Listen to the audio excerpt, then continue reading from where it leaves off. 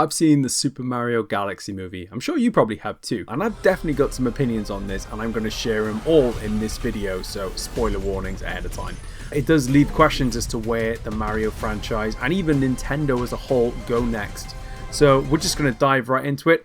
But I'm also going to play Super Mario Galaxy while we're doing it, because why the heck not? Again, going to say this from the top, full spoiler warning. If you've not seen the Super Mario Galaxy movie, click off this video now, because I'm just going all in.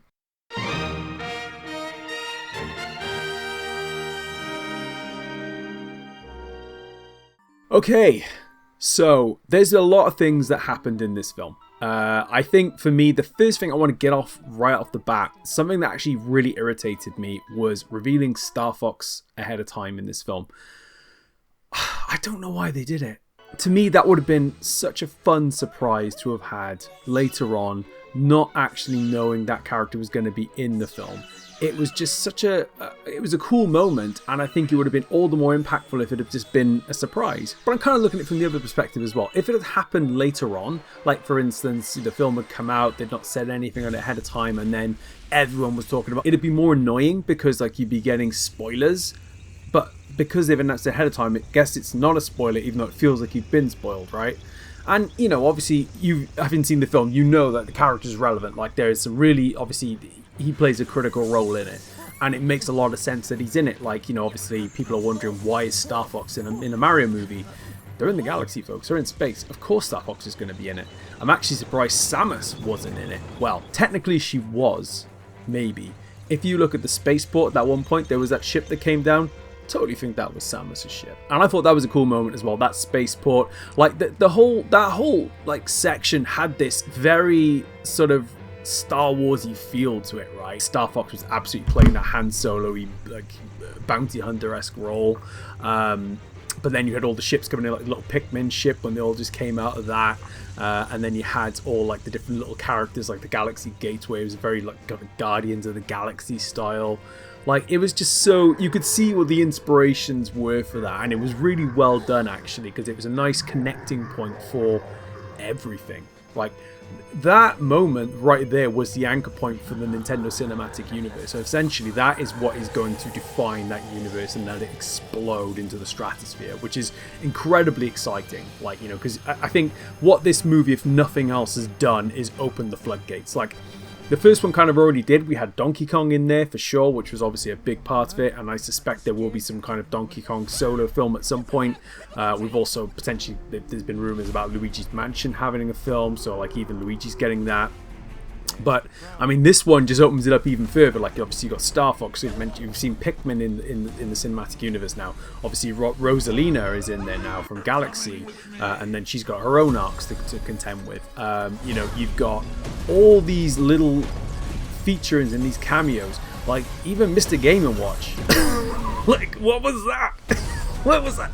Of all the cameos you would have expected to have seen in the Nintendo movie, Game & Watch was not up there for me. I'm not going to lie to you. That kind of surprised me in a fun way. It was a cute way, and it was a hyper niche throwback. You know, I'm to the point where, like, you know, it was clearly targeted to people who've grown up in the 70s, 80s, you know, gaming, and you know that was their introduction to Nintendo on the tiny little devices. So super cool moment. But yeah, I mean, I think it's, as a film, it was good. You know, I think, obviously, you don't go to these films for the plot necessarily, and you don't necessarily go to them expecting like the greatest You're not expecting like a Pixar extravaganza. You're not expecting like, you know, the equivalent of a WALL-E or an Up, right? You know, that's not what this has been made for. And I saw a lot of the criticism before this about like how, oh, you know, it's the same old formula from the first film. It's like, yeah, I get that, but equally, I think what these films are going to live and die on, and what they're going to thrive on even, is those little Easter egg moments. Like I said, seeing Pikmin was super cool in the film. You know, even right at the end where you see Daisy, right? I told you we're going to get right into spoilers here, folks. So if this is on you, if you didn't stop watching, I'm sorry. Even right at the end with Daisy, right? You know, that clearly is a opening point to film 3, right? Where, you know, I suspect the rumor and speculation is it's going to be Wario and Waluigi, you know, being the enemies in this one. The characters that you see in there, there was a real interesting mix. And I know these are creating almost like what you call like fast food moments in you know, like, oh, that's cool, and you forget about it in the next second for the next moment. But it adds to rewatchability. Like I will absolutely rewatch the Mario movie because I really enjoyed, you know, I really enjoyed those moments. I really enjoyed that a lot of those sections, and I think they speak to, you know, the fun times I've had over the years with Nintendo and Mario in general. So, you know, I don't mind it at all. Like, and I'm not going into these movies expecting anything much more than that, to be honest.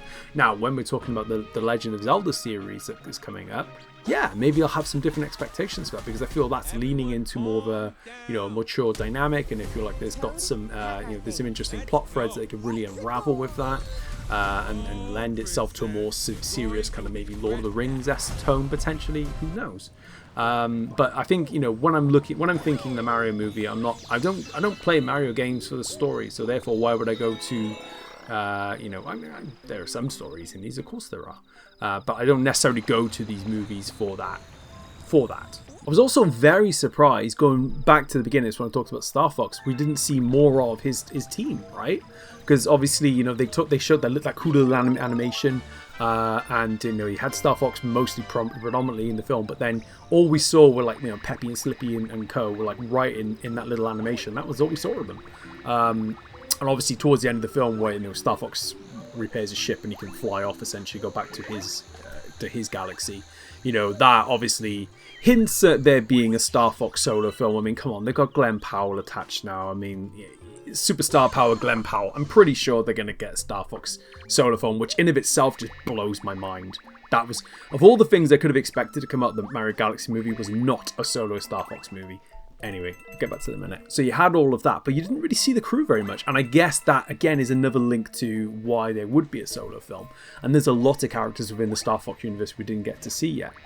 But it goes back to my original point of this, is I wonder whether the original reason for revealing Star Fox ahead of time, apart from the fact that, yes, you know, there are spoilers that are attached to that, and, you know, if people watched, they would be annoyed that someone had spoiled Star Fox's involvement in there, right? Because it's a pretty big deal. But I think the other side of it is it probably, like, that if you believe that what people have been saying, that there was going to be a new Star Fox game out, you know, in a few months' time, it's kickstarting a marketing campaign to really reinvigorate the Star Fox brand. Yeah, I can see that. I can see why they'd want to do that. And then obviously having Glen Powell, like I said, like a massive star like him right now, very current, active action star that people love and are talking about, have him attached to Fox McCloud just immediately just makes this character that has kind of been on Nintendo's fringes over the years, suddenly makes him just such a much bigger deal, and really does raise that prospect of, heck yeah, we can get a Star Fox film now. Again, not something I would have expected. Honestly, I probably would have expected a Metroid movie over a Star Fox movie to begin with. Like, that's kind of how much that kind of blew my mind. Such a cool moment to have him in there. But yeah, I mean, obviously, like, this is just literally scratching the surface. I mean, there were so many Easter eggs in this film. I mean, one of my favorites was actually towards the end, where you kind of, when they, you know, Bowser Jr. is on his little console, and then you see like the NES recreation of Mario and Peach are kind of walking along, you know, basically playing Mario Maker, but in NES form, like, and how they basically just played on the meme of, like, you know, Mario diving through like the flames and the boulders and everything. You know, that was a very cool little moment, I thought, and it was just a nice homage to, you know, to Nintendo's history there. And yeah, and obviously even when they were chasing the monkey, I don't know if you saw, it's like there's just so many tiny little details, and there's so much to try and take in. But I remember when they were chasing the monkey and there was the invisible wall before they went into the kind of the upside down casino, there was like a 1-2 on the wall, right? And I was like, yeah, this is great. Like, these little references just keep popping up. Speaking of that bar, holy crap, seeing Birdo was super cool. Obviously the mouse with the sunshades and the bomb. The throwbacks to Mario 2 were great. They're just, Nintendo and Illumination just work well together. They know exactly what fans are looking for going into these films, and they've really made them so compelling in a way that, you know, I think that you know, like, you will rewatch this multiple times, and you will be looking for different things, and each time you're going into it. And by the way, a little shout out to the music as well. Like, I think for me, the thing that I like, obviously there's a ton of Easter eggs in the movie, and I'm not going to get through all of them because it's impossible. Like, I feel like I missed some. I absolutely definitely missed some. But the ones I did caught, like the music especially, was just like really setting off, firing up my synapses were firing all these emotions and these like classic moments of Mario games I've loved over the years. Really, really beautifully orchestrated and put together in the movie in such a succinct way. Very much enjoyed those, and you know, even the Mario Galaxy theme itself, just beautiful, really, really beautifully themed and composed and just put together. So massive shout out to the you know, the sound team for that. I think sound is such an important part in these films. You know, even like to the simple thing of like, you know, the coin jingle, to the question mark box, to the power up sound effect, all that stuff. Really, really great. Yeah, I mean, like, there was just subtle references, like, you know, the N64 logo popped up. Obviously you saw them using, like, again, the Mario 2 references, because like, I think where you had Peach and Toad kind of going off and doing their own thing, at one point they was acting almost as if, like, you know, they're kind of like as if they were playable as they were in Mario Brothers 2, right? So like, you know, Peach had her umbrella and Peach had her turnips. The interesting thing, of course, is like, you know, the Mario and Peach relationship is quite an interesting piece as well, because they've never really actually directly said, hey, Mario and Peach are an item, right? And now they're sort of leaning into that. But bigger than that, which I think is the moment that all of us are kind of like still reeling from, is that confirmation, essentially, and whether or not it's canon, still TBD, is that Peach and Rosalina are sisters. Now, obviously, that was a massive moment in the film that I think just... it rocked me, because like, I remember I was watching my partner and she said to me, wait, is that true? They ever said that? I was like, I had to think for a second. I was like, no, they've never actually said this in the games. And I checked when I came back and I said, lo and behold, this has never been revealed before. Like, this is a brand new reveal, right? A super cool reveal, in fact. And in fact, it was a very long dated fan theory that those two were related. So the film just basically kind of just says, yeah, Rosaline and Peach, they're a thing. They're sisters, and they amazing. That's it. Kind of makes sense too, right? I mean, they basically look the same, but I mean, it's so nice to have that, you know, together. You know, that togetherness. I think they did, you know, and that sisterly bond that kind of gave me that Frozen vibe a little bit at that point, which I thought was really nice. It was a really nice touch for the film. It makes a lot of sense to put it in that context.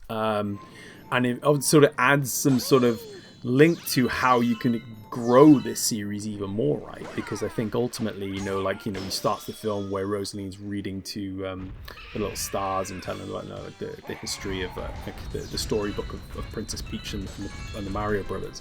But then, in fact, that it was actually that, you know, she was telling the story of her sister that she sent away to the Toads to bring her up, which what was a really touching little moment. I really liked that. Yeah, I mean, even as a cameo, like, even Rob was in it, right? That was great. Again, I think what I noticed actually when I was watching this was that there were so many references to so many films as well. Like, again, like I mentioned, there was the Star Wars connection there in the Guardians of the Galaxy. That Rob moment was very much like Zootropolis, you know, when the sloth is kind of like, hi, I am a sloth. You know, like kind of like that really slow motion. But it was done in the way that made sense for that character, right? My heart swelled when, you know, it was Peach's birthday and the stars were flying across the sky. That was just so beautiful. It was like a Tangled moment, actually. You know, when she's on the water for that. I really, really enjoyed that. That was very beautifully done. So yeah, very enjoyable stuff. And you know, and even Dry Bowser, like, what a cool reveal that is. Obviously that's come from, you know, later stages Mario, which again made total sense. Like, we've seen Bowser being dunked into lava again and again and again and again over the years. So yeah, having Dry Bowser come out of that, hell yeah, makes total sense. Of course it would be. very nice little touch there, very cleverly done. And I love the humor towards the end where he's trying to find his femur and his foot and everything. Lovely, love that. Like Bowser getting in touch with his feelings as well. That was an interesting little swerve. I mean, we all knew he was going to turn bad, of course, because it's Bowser. But I think what was fun there was just kind of being able to see that a potential redemption arc, maybe. And there has actually been precedent in the movies, in the games, right, where Bowser, you have played Bowser as a good guy for a brief spell of time. So, you know, there was precedent there. But I think the way that they have all brought these together into one film, because ultimately, if you look at it, like, you think, oh, when it's called the Super Mario Galaxy movie, we're thinking about a recreation of Super Mario Galaxy. But like the opening scene basically is from Mario Odyssey. It's just come later, and then you've got references to Mario Brothers 2, and you've got even having Yoshi in the film, like such a prominent part, and I'll get to Yoshi in a moment, was Mario Galaxy 2, not Mario Galaxy 1, right? He wasn't in Mario Galaxy 1. So I think it's all connected as to what the wider Marioverse, and it shows they're trying to do their own thing. But yes, I think Yoshi stole the film. Absolutely, what an introduction for Yoshi, and a great introduction as well. Like the dude, like bringing cute dinosaur in to just eat everything he sees. Perfect. Like, that's all Yoshi needs to be. Yoshi's just super cute, super cool, super fun. He's gonna be such a, he's gonna sell so many plushies. The kids are gonna absolutely want Yoshi everything. It's great, and he absolutely sold it for me. I can't necessarily say it was Donald Glover's best acting performance, because kind of a weird casting choice to begin with, but like, he really wanted to do it, so why the heck not? But I think that's just the thing. It was good, But yeah, it's a nice film, and I think there's a lot to unpack. There's a lot of things, a lot of references there. Obviously, I mentioned Mr. Game & Watch, the Pikmin, even Baby Mario and Luigi, right? I mean, as much as I hate, like, I actually am not a Baby Mario and Luigi fan at all. The whole premise kind of bugs me, and in a way, I don't know why, it just does. But even seeing it, the way it was brought into the film was like, yeah, that was fun. That was just a fun little nod and reference, and as long as we leave it there, I'm happy. Because I don't know what it is. I actually find it kind of a weird implementation. Like, there's some strange things in Nintendo series that is probably, for me, that's towards the top. I don't get it. I just don't get it. It's kind of bizarre, but the way they handle it in the film, okay, I'll take it.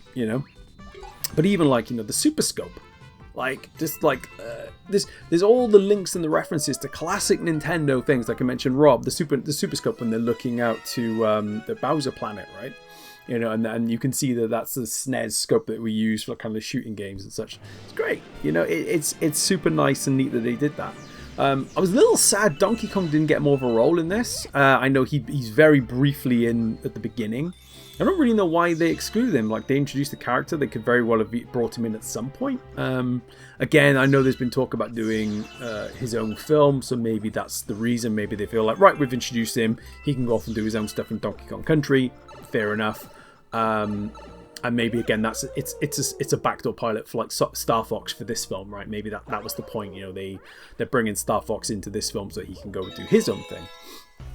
I don't know, maybe, but it's just, I feel like it's an interesting point that they didn't have him so prominently in the film, and I guess maybe that is to say because ultimately Nintendo has this huge roster of characters. Like, there's extensive characters from all scopes that they could bring in at any point to do these films. So I think, yeah, there's definitely an interesting point there where they have to think about logically who they bring into these films and when and why. Like, I actually was reading something coming off this as well, like how they were really debating whether having Star Fox in this film, because they like the team at Nintendo, like Miyamoto, etc. They were very much like, oh no, we don't like to cross pollinate, and we've kind of only seen that, like we see that in Smash Brothers, of course, and we've seen that in Mario Kart, but we know how selective they are when the characters they pick, and even the third-party characters they pick, they're extremely hyper selective about that. So to cross pollinate those characters in a way, I mean, they already have in Smash Brothers, like I said, but there was a really deliberate process of like, should we have Star Fox in this film? Hell yeah, it makes a ton of sense, right? And that's the thing, it was never a question for me of like it not making sense. In fact, I really like the idea. It's like, okay, this is great, I'm excited now. It was just the reveal. I felt like, did they need to actually tell us that before? Just kind of irked me a little bit. I don't know, maybe that's just me, but you know, it's super cool anyway. Obviously other characters like the Honey Queen was in there very briefly. Again, she's in Mario Galaxy, so it's again that's showing that the mix between the movies. Obviously we mentioned Wart and Birdo and the mouse with sunglasses. You know, super cool having those in there from Mario Brothers 2. Wart actually playing quite an extensive role there, you know, in terms of like, you know, I own this massive casino, I am Jabba the Hutt. You know, as a nice twist. But yeah, obviously the big question is Daisy, right? So she comes in at the end of the movie, very short cameo, very Amy Rose at the end of Sonic 3, right? That kind of vibe. Where does that lead us? So I mean, I think that's the big question. Obviously she's going to play a role now, you know, and is she related to Peach and Rosalina? Are they going to make out that, you know, are they going to make up she's like a clone or something? You know, that's the thing.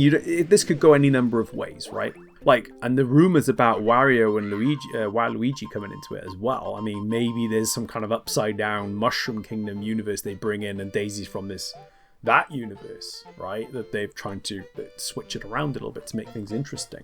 But I mean, it's very much like the MCU, right? This movie is the gateway movie to whatever Nintendo want to do next. Like, this is the point now where we're in uncharted territory at this point. It could be anything. And that's the exciting thing. Like, maybe the next film we see now is Donkey Kong before we see a Mario Brothers 3. Maybe we see Star Fox. Maybe we see something completely different, you know? Maybe we get the Luigi's Mansion movie. But I think, you know, ultimately the Mario Brothers to me was always going to be the opening movies to this. And Nintendo have such a lucrative, you know, treasure trove of franchises to choose from. Like, we haven't even dabbled into, like, you know, the Animal Crossing yet in the movies. Like, that's something there's just so much they can tap into, and that's exciting because, you know, for me, when you look at some of the franchises that are big right now, you know, obviously Minions has been done to death, you know, and like even with some of the Disney movies, like we're on Toy Story 5 at this point. It's funny, I don't feel there's much of a hype and energy for Toy Story 5 as there has been, and it's probably because people are a bit like, why are they doing more, you know, and they're a bit concerned that they're doing more. Like, I remember people saying they shouldn't have done past 3, and kind of agree. Like, 3 was a lovely ending point, but, you know, like 4 was fine, you know, and I think that's just the worry, isn't it? You know, 4 was just, you know, it wasn't inoffensive, it was good. So there's always the worry of, like, you know, where does it go next? We're in a period now where we have franchises that have to kind of like do something different, you know, and core existing franchises that are ready to grow bigger than they already are. Star Fox is a great example of this. Even the Mario brand, right? I mean, the Mario brand is huge, but it could get bigger, and it is getting bigger. Same with the Sonic brand. That's definitely benefited from having 3 major movies at this point, right? And huge actors like Keanu Reeves attached to it, right? So we're having a similar thing here with Mario, where, you know, loving my hate, and Chris Pratt's attached to it. You know, now Brie Larson, Donald Glover, and if you believe the fan castings, Danny DeVito is going to be Wario, which I think is so perfect. That's so perfect.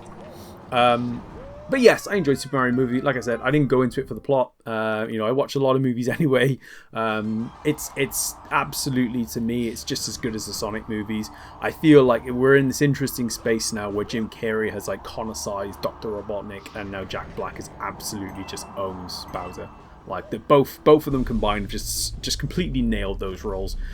Jury's still out on Chris Pratt as Mario. I don't know. I'm still not. I still feel someone else could come in and do a job there. But those two, absolutely, those are tentpoles for me. And I think that's having great villains that you can relate to, that you relate those characters to. You know, it's great. So they've done a great job with those two then. I'm also very interested to see, because they did also introduce Bowser Jr., whether or not we're going to get the Koopa Kids as well at some point. And I feel for me that could have been film 3, which is having all the Koopa Kids, so it's like Mario Brothers 3.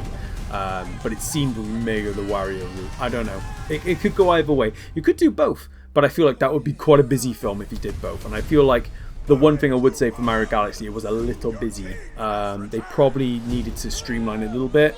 People were a bit inconvinced about the plot. I mean, I got it. It was fine. Like I said, it was a way to bring Peach and Rosalina together. Get Daisy in the mix now, and then you can do something else wacky. Maybe just have a good old-fashioned revenge plot, like with Wario, just, you know, doing bad Wario things to really bring it home for the series. Which I imagine there'll probably be more than 3 Mario movies, but I feel like Mario 3 will probably be the last of that for a little while, and then we'll probably see other Nintendo franchises take over a little bit. But yeah, all in all, definitely go watch it. Really good fun. I definitely like to do more of these kind of things as well, because obviously I watched the Fallout TV series, you know, I've watched Last of Us, very much looking forward to all the other TV shows that are coming out, like God of War and Mass Effect, and, you know, obviously we've got Exit 8 coming out even, which no one's really talking about, but that's a pretty big game in itself. There's a movie of that out in like 2 weeks, so, you know, I'll keep an eye out for that kind of game, films, TV shows and things like that, and, you know, anything I watch, I'll be sure to chat about them too. But go watch Mario Galaxy movie anyway. If you're even slightly a Nintendo fan, you're going to find something in there to love. So many Easter eggs, so many references. Hopefully you already did watch it before you watched this video, because if you didn't, then sorry. Thank you so much for watching, and hope you enjoyed the Mario Galaxy gameplay in the background, by the way, because I had a great time replaying it. Take care.